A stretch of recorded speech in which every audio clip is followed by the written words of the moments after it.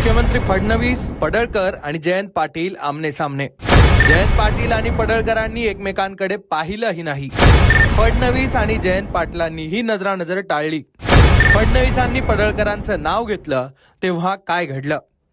मुख्यमंत्री फडणवीस आज सांगलीत होते.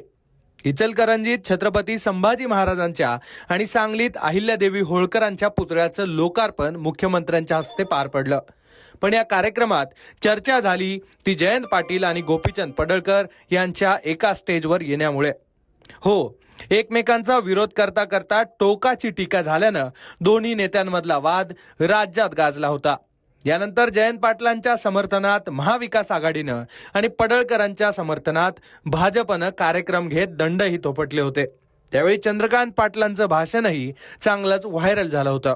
दोन्ही नेत्यांच्या वादावर राज्यातलं वातावरण ढवळून निघालं होतं. याच प्रकरणात शरद पवार यांनी देवेंद्र फडणवीस यांना फोनही केला होता आणि त्यानंतर तसाच फोन फडणवीसांनी पडळकरांना केल्याचीही चर्चा झाली होती. दोन्ही नेत्यांमधले हे वाद जुने असले तरी ते नव्या नव्या अंकात नेहमी समोर येत असतात. त्यामुळे आजच्या कार्यक्रमात हे दोन्हीही नेते आमने सामने येणार असल्यानं दोन्ही बाजूंच्या समर्थकांचं लक्ष या कार्यक्रमावर लागून होतं. या कार्यक्रमात मुख्यमंत्री फडणवीसांसमोर जयंत पाटील आणि गोपीचंद पडळकर हे आमने सामने तर आले, पण दोघांनीही एकमेकांशी नजरानजर केली नाही.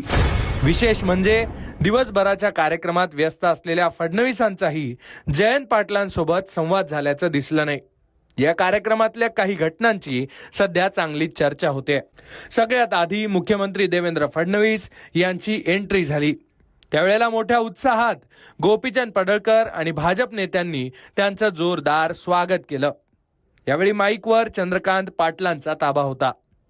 पुढच्या काही वेळातच गोपीचंद पडळकरांकडून मुख्यमंत्री फडणवीसांचा सत्कार करण्यात आला. सत्कार करताना पडळकरांनी खास छायाचित्र भेट दिलं, ज्यामध्ये अहिल्या भक्त देवाभाऊ असं लिहिलेलं होतं आणि अहिल्यादेवी होळकरांच्या पायावर फडणवीस हे फुलं वाहताना त्या छायाचित्रात दिसत आहेत. यावेळी जयंत पाटील हे आपल्या खुर्चीतच बसून होते. जयंत पाटील या सत्काराच्या वेळेला बाजूलाच असल्याची त्यावेळेला चर्चा झाली. सत्कार झाल्यानंतर तिथे खाली फुलं सांडली.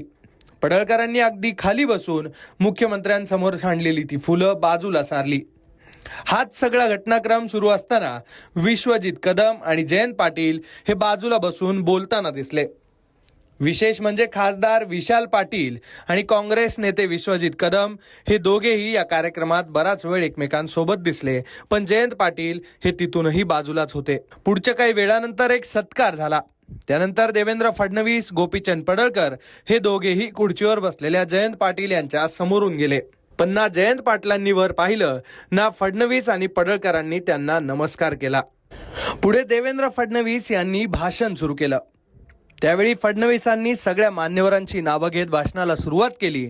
पण फडणवीसांनी जेव्हा पडळकरांचं नाव घेतलं तेव्हा त्यांच्या समर्थकांनी आवाज करत शिट्ट्या वाजवल्या आणि थोडक्यात शक्ती प्रदर्शन केलं.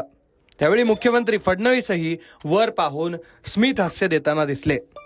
एकूणच या कार्यक्रमातल्या या सगळ्या क्षणांची आज सांगलीतल्या राजकारणात मात्र चांगली चर्चा सुरू आहे.